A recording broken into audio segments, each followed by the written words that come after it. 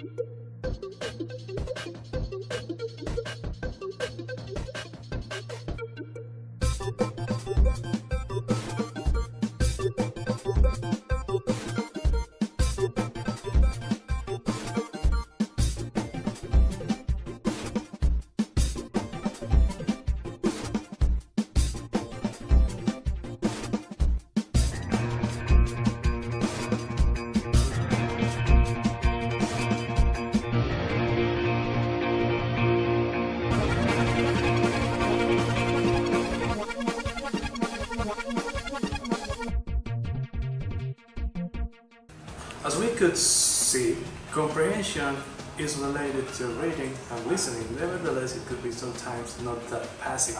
It could involve certain production and performance as well.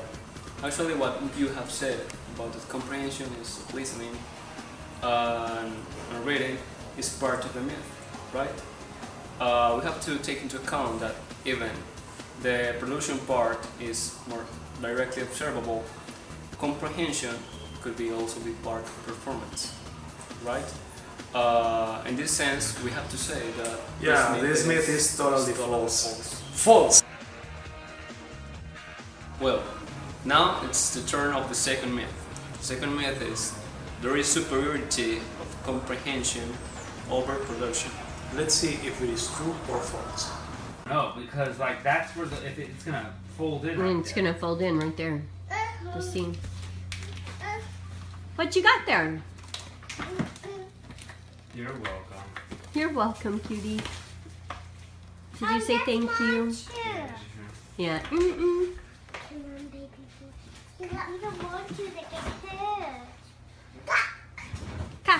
Is that your truck? I want you to get hurt. Yeah, you gotta be careful, huh? All right, little man. That's your truck? Take picture. What's this? Mom. More. Okay, a bread. Here. Outside too. You want some more blueberries for your truck? All right, go ahead.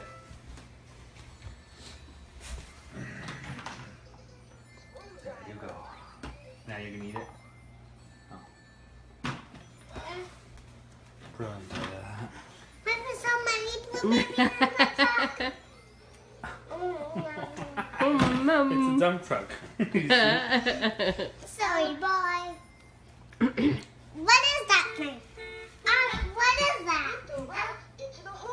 Okay. Monster. Hey, Zoe, say Ari. Ari. Say red. Red. Say Red Rover. Red Rover. Sometimes production could be more important than comprehension. For example, there was a case in which an adult asked a child, to pass him some pencil, some colored pencil. So in that case was the blue pencil. So the child passed him the purple pencil. Although the child produces something because he knew that it was a color, he didn't know that it was the purple color. So in this case, the comprehension part was not too accurate. The child did understand what was a color, but did not understand that was the purple color. So production was more relevant in that case than comprehension. Yes, and actually, what happened in that example, even though production was clearer, was more observable, the child has to comprehend something to realize and to produce what he produced. There is another example, another experiment, different from what coal and rice. It was an example in which a girl called Lisa was asked for her name, and let's suppose that she is here, and I asked her, what's your name? She said, Litha, and I said, Litha? Then she answers, no, Litha. And I realized that, and I said, Lisa. Yes, Litha, she said again. So we can perceive that she can comprehend that the name is Lisa, but she can't produce it very well. So in that case, we can say that the myth is totally true. Comprehension is kind of more relevant than production. Yeah, all aspects of linguistic comprehension precede or facilitate issues about production. So the last myth of today's session is a child is born with innate knowledge of or predisposition toward language, and that is innate property. So let's see if it is true or false again.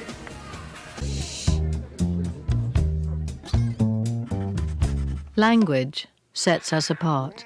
Other animals communicate, but they don't have anything approaching the sophisticated grammar of human languages. How is it that we learn to speak and think in language so easily? Young children become adept in a new language very quickly. Since the dawn of philosophy, thinkers have argued about whether or not we have innate ideas, whether we are born knowing things as Plato believed, or rather as John Locke and other empiricists argued, the mind is a blank slate on which experience writes.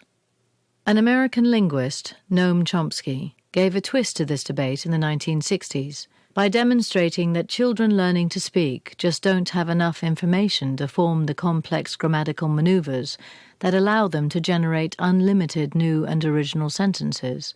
Yet they do so with ease. There's a poverty of stimulus. Something else must be going on.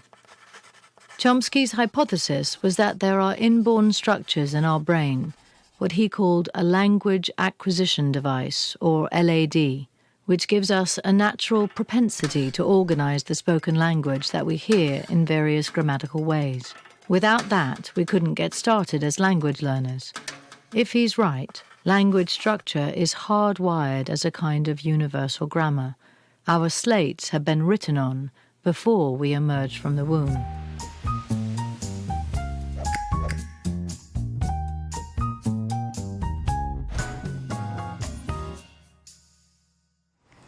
Well, as we could see in the video, there is a big theory created by Chomsky.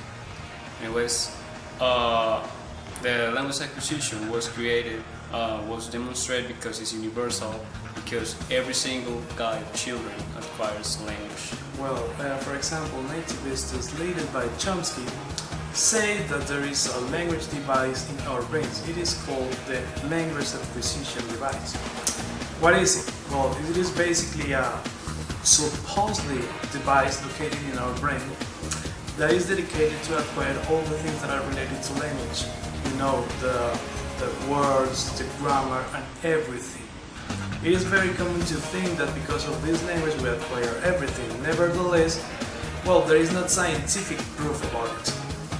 We can take this point of view into account because, the myth has kind of a part of certainty, but as he said, there is not a clear evidence, a clear scientific evidence about language genes. There is no proof of the existence of those genes. So, for example, there are other factors, other kind of factors that affect language acquisition, because for example, there is this functional approach that says that we acquire language, well, through interaction with others. We need language to use it, so we interact with others in order to improve our language level. So there are many factors that influence the language acquisition process, not only the supposedly called ALD, language acquisition device. It doesn't have like a strict part of the brain in which it is like developed. Yeah, I agree with your point, and thanks for the interruption. But I would say that we can't put all our eggs in the same basket. You know what does it mean? We can't set apart the nurture theory, the nurture part, in which the child also has a kind of influence of the environment, kind of influence in the interaction he has or she has with the older people, with the older people around. So we can say that this myth is plausible. Can we speak of comprehension competence as something that is identified as separate from production competence? Because comprehension for the most part runs ahead of production.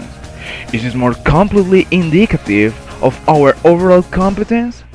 Is production indicative of a smaller portion of competence? It was all for today. Thank you for being in our program, Psycholinguistics Mythbusters. Remember, we are going to receive many other messages. If you want, you can write on this link before.